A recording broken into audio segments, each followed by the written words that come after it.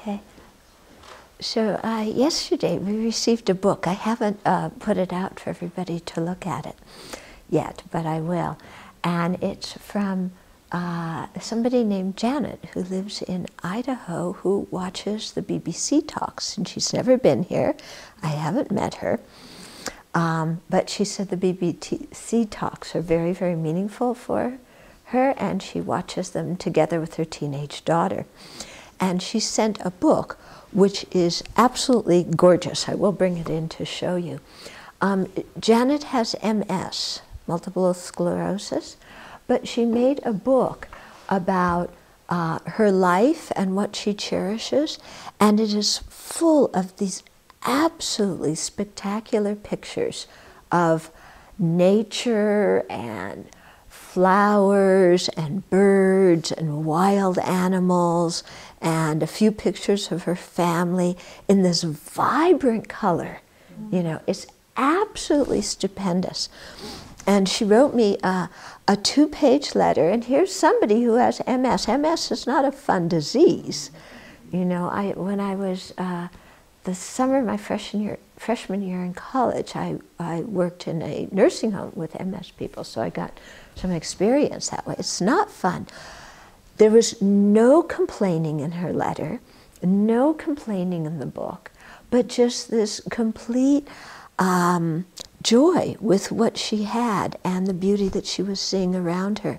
And it touched me so much to look at this and to hear about what she's doing. And it's just another example of what we experience in life depending on how we think. You know, we usually think it depends on the external situation. Yeah, but it doesn't. It depends on how we think, because many people are in a fantastic external situation and they're miserably unhappy, you know, because the mind is full of craving or full of anger or full of self-loathing or whatever. And other people, like her, she's ill. There's other people who are hungry, but you know, they may be in difficult external situations, but their minds are happy because of the way they look at life.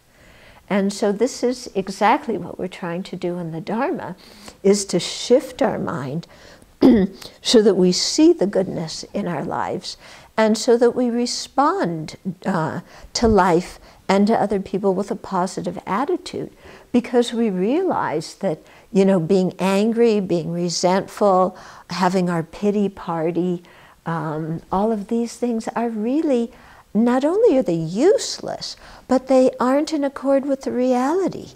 You know, we're looking at life in a skewed way when our mind is full of, you know, these kind of negative emotions.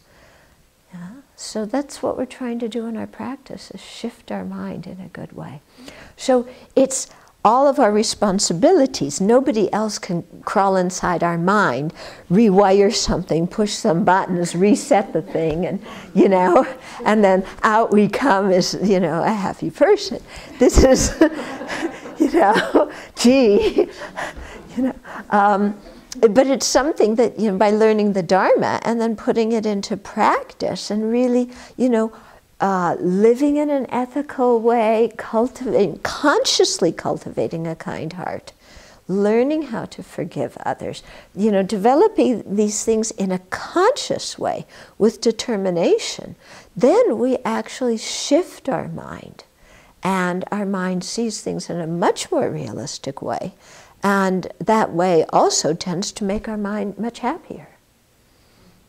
And then, of course, when we have a happy mind, the people around us have an easier life. Yeah? Okay.